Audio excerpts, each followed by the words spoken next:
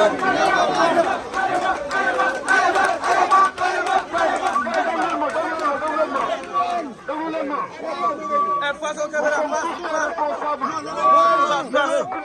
ñu may ñu ko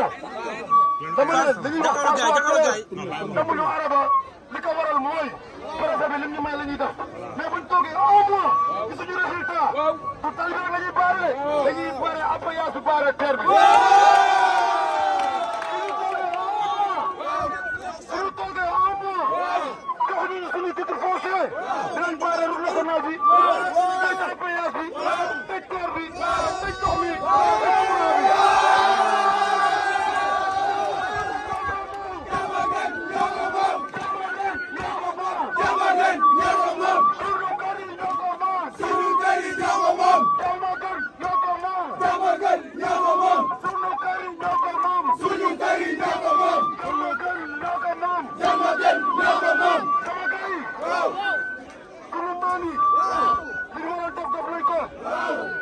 ñoo nañ fekk àll jënd ko daggal ñu hôpital daggal ñu marché daggal ñu juma lébu yi bëgg leen ndax ñu bañ suñu maam yi dañoo bañ suñu papa yi dañoo xeex ba sonn suñu papa yi dañoo xeex ba sonn la jeunesse suñu titre foncier dañuy tëj national bi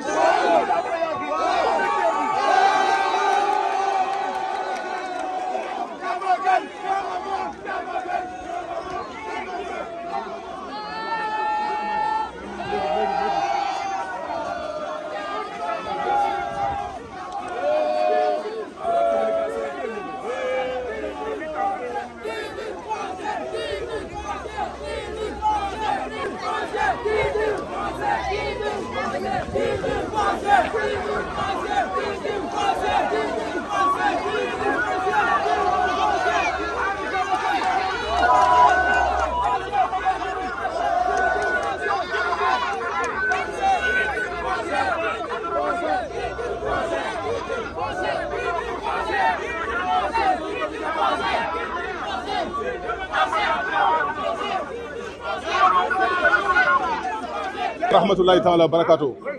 Monsieur le maire de la commune de Tivaouane Diacksao, monsieur Moussa Fall maa ngi nuyu ñëpp. Votre présence ñun ñëpp xam nañ ko mooy lu yëngu la ko yëngal bu ëpp doole. Fii ñu taxaw xam nañ ni wax nañ ko léegi mooy dëkk la boo xam ne 1960 lañ ko sosoon man mii di wax ak yéen en tant que maire fii laa juddoo kon keneen ku ñëw ni day nangu kër yi am na façon bu mu jaar boo xam ne ci ay këyit la wala suuf beneen ba am ko li ñuy wax nag mooy ñu ngi koy ñaan kilifa gu mag gi di le président de la république Bassirou Diomaye Faye ak son premier ministre ñoom rek lañ ci yaakaar ginnaaw yàlla dafa ñu un décret boo xam ni ñoom mën nañu fexe ba génne ko suñu loxo dollawaat ñu ko am titre foncier on a 150 parcelles yoo xam ne nangu nañ ko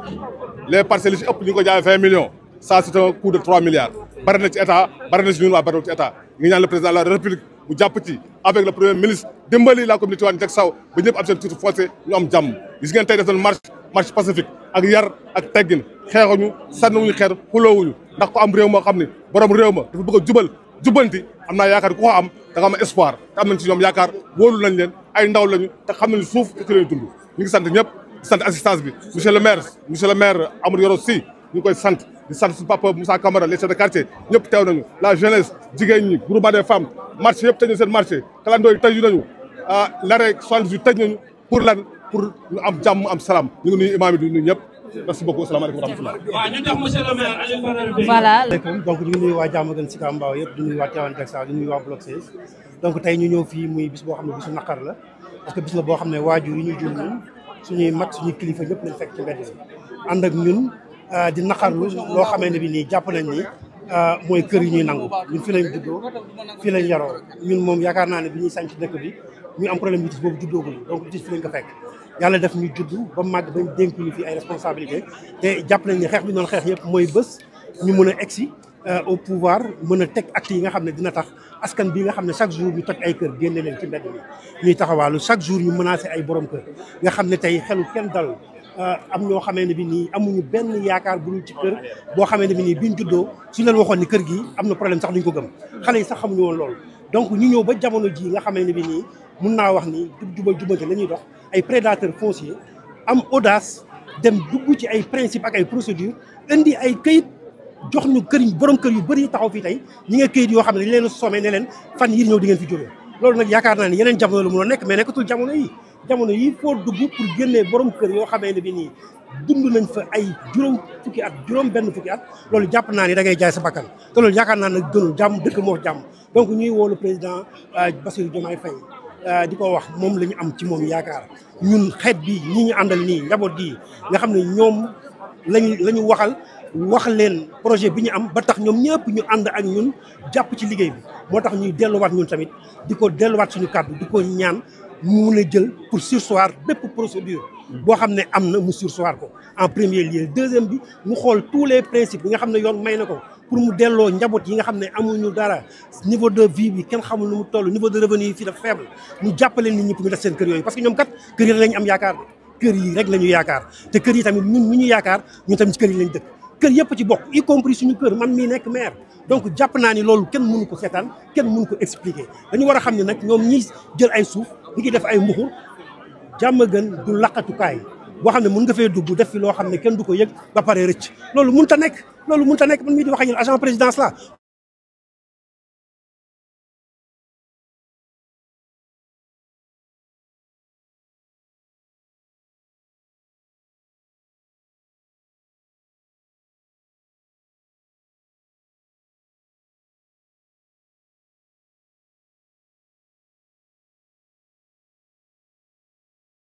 muy arme muy ay procédure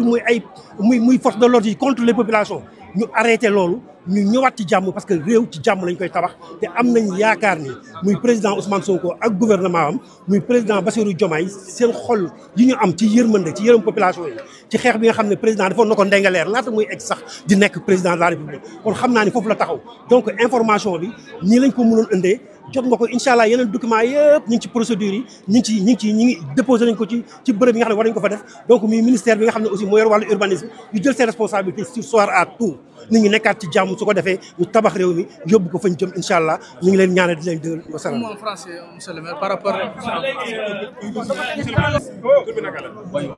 député Safetou Malick Mbaye.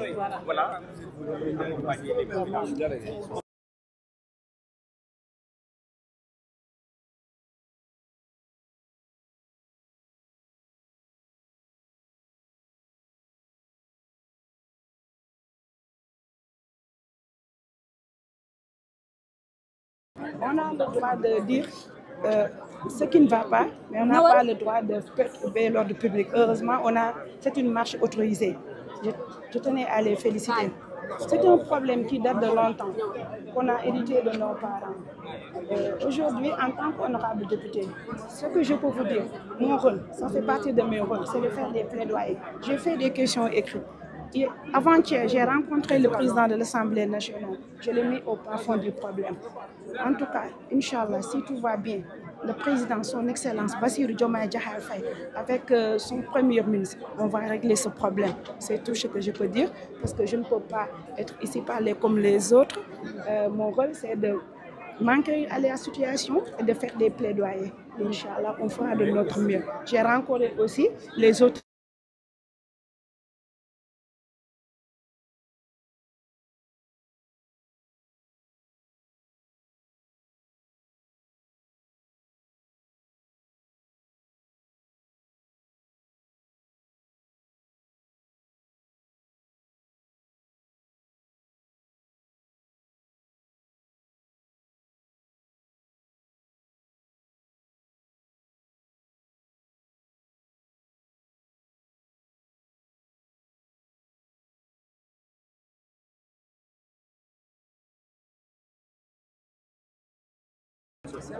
Pour le moment,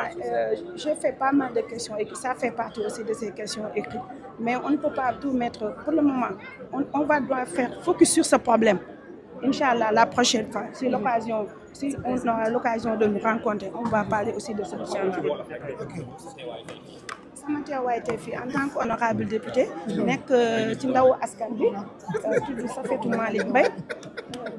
juddoo fii màggee fii problème bi nag li ma ci wax rek mooy damay remercier d'abord le collectif ak ñëpp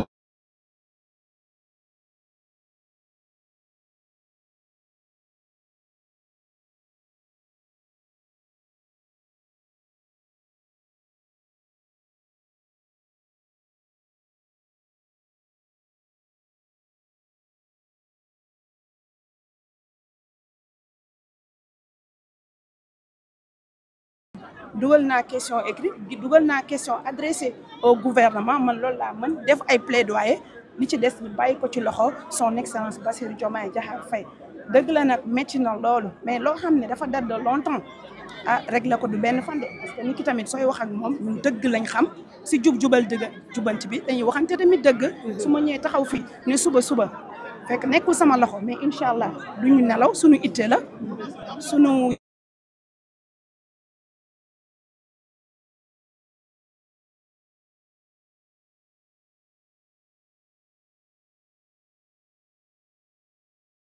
au nom de tous les honorables députés des 65 parce que ñun ñëpp yëg nañ ko mais en particulier des 6 honorables qui sont au niveau département de Pikine n'oublions pas qu'on est 6 inchallah on va s'atteler régler problème bi te kenn mënu ko régler dama koy wax suñu kilifa moo ko mën a régler muy son excellence Bassirou Diomaye Diakhar Faye te yëg na ko son premier kilifa mooy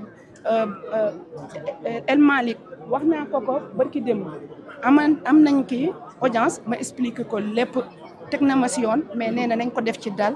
ak teg mais pas ay menaces jërë ngeen jëf merci beaucoup.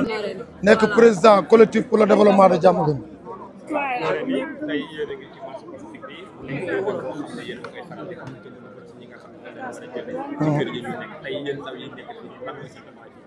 waaw suñu taxawaay leen la rek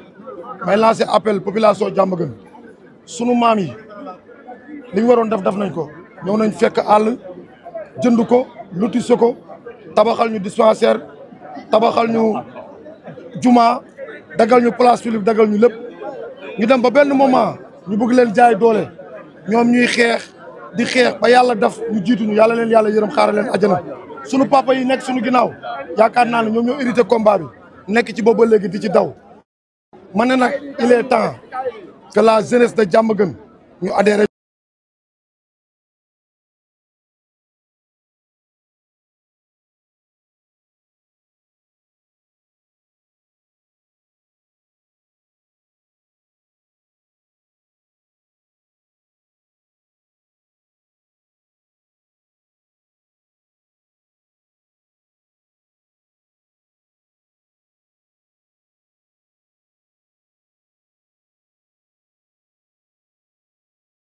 suñ ko indiwul nag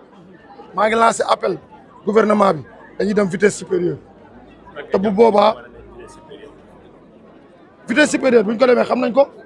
mooy li ma wax encore une fois dootuñu nangooti benn huissier sax dafi ñëw di indi assignation loolu moom c'est terminé actuellement nii kenn dootu fi indeeti naan huissier de justice pour expliquer benn maison loolu dootuñu ko nangooti ñuy ñaan le président de la république monsieur Bassirou Diomaye Faye Diamaguène depuis 60 ans ñoo ngi souffrir di sonn ñu lay ñaan lii nga dimbalu ñu utal ñu projet pour Diamaguène bu ñu tëddee mën a nelaw population Diamaguène sonn nañ tàyyi nañu mais encore une fois la jeunesse nañu mobiliser wu lii sunu combat la ànd koog sunu papa yi ànd koog autorités yi ba li ñu bëgg tey jii ci vendredi bii nga xam ne talaatay ndeer dafa amoon mais lii tey àjjumay Diamaguène laa ko tuddee bañ dimbalu ñu suñuy titre foncier.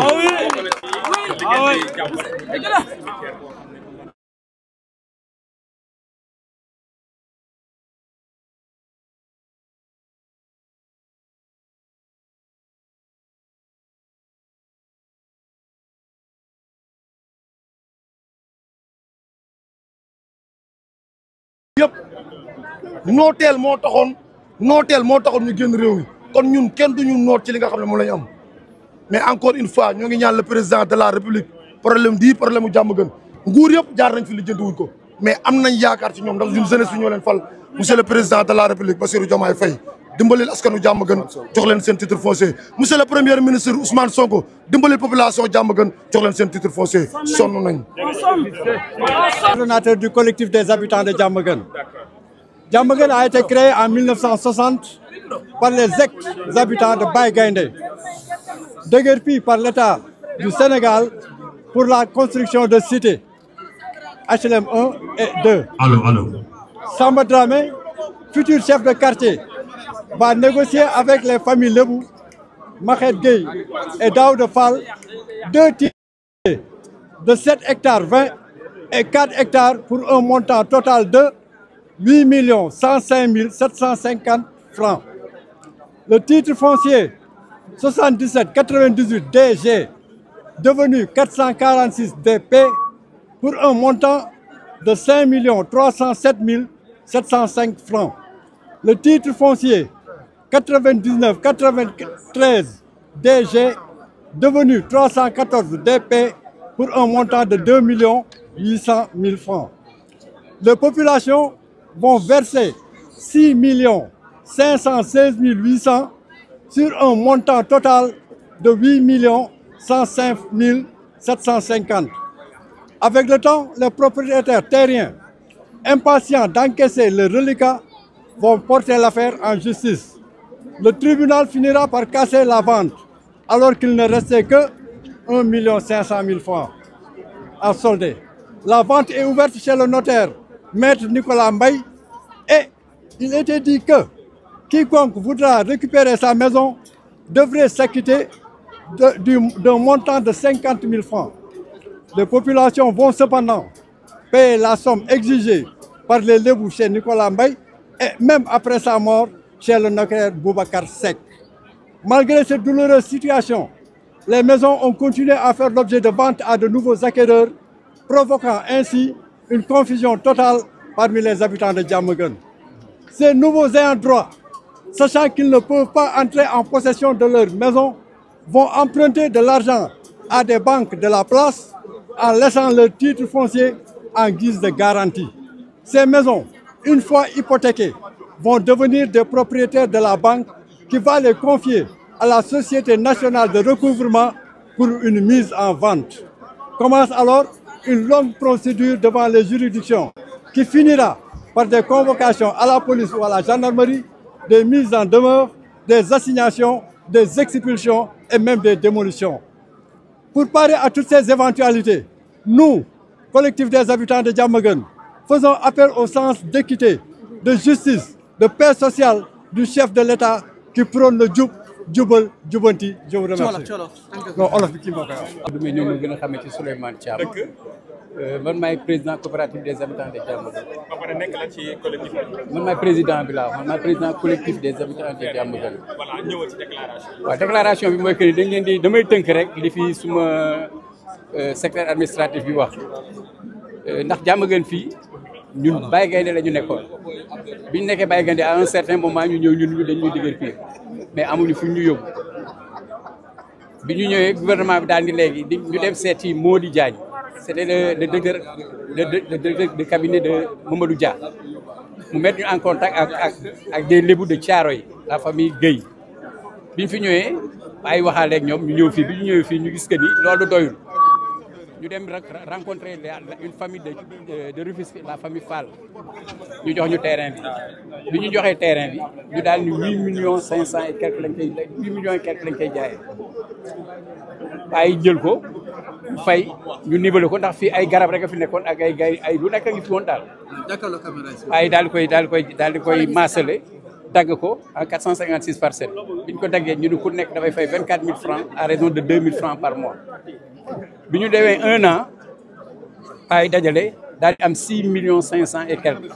ñu dem verser ko Lébou yi mu des 1 500 et quelques il s'est trouvé que ni dafa am ñu opposé woon di léegi dañuy créer une coopérative.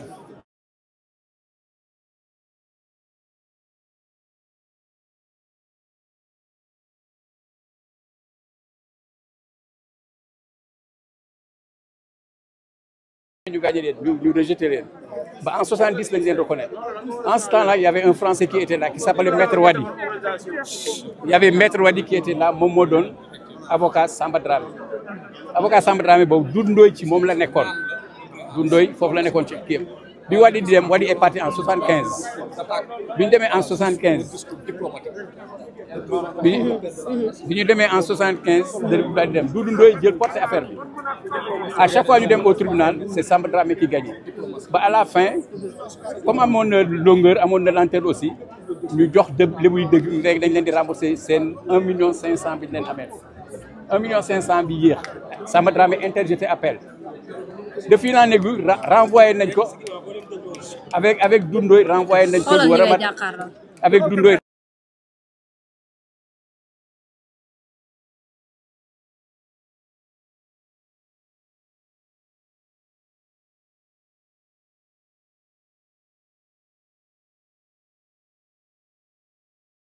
avocat ñuy renvoyer affaire bi di ko renvoyer ba 29 avril ba avril ba 76 fin 76 début 77 ñu cassé vente bi ñu ne léegi dañuy def que ni di ñu fayoon dañ koy considérer comme location terrain bi les 6 millions et quelques yi ñuy fayoon dañ koy considérer comme location terrain bi léegi chaque propriétaire de maison dafay fayaat 40 000 francs par parcelle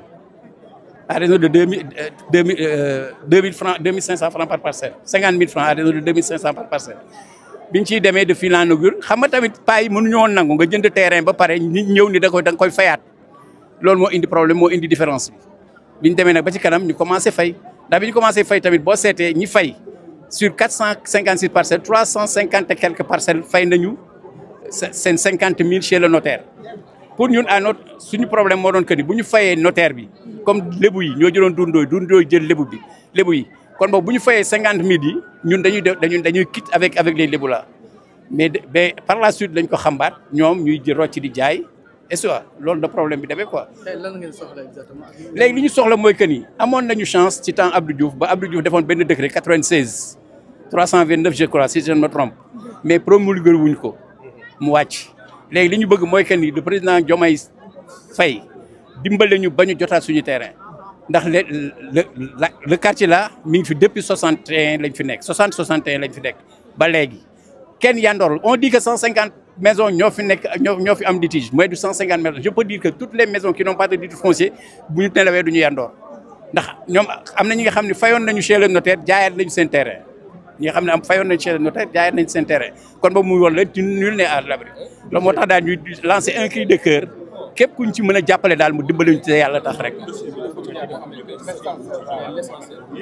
non dossier bi ñëwul yéegul dara yéegul dara beesu fi dara beesu lu maa gën moo fi nekk fa dara beesu saa yi jaay rek. léegi dañuy jox monsieur le maire Moussa Fall